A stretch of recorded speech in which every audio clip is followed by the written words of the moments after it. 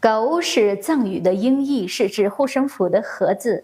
盒子里一般装有小佛像。大家一定要注意的是，未经主人的同意，狗盒是不允许别人随意触摸的。这不仅触犯了主人的意愿，也违背了民俗和宗教。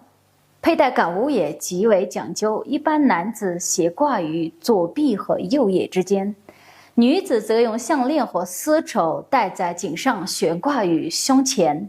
4品以上的贵族呢，则将狗物佩戴在发髻中，作为官位的标志。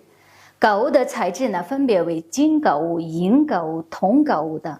大部分的狗物盒面上镶嵌有玛瑙、珊瑚、绿松石，并雕刻着多种吉祥花纹图案，形状大小不一。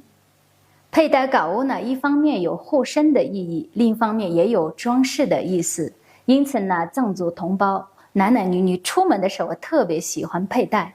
它的丰富多彩和深刻含义，从根本上体现了宽容博大的佛教精神，一种对一切生物的无限慈悲和怜悯之情，同时又表达着人类追求和谐、宁静、善良的美好愿望。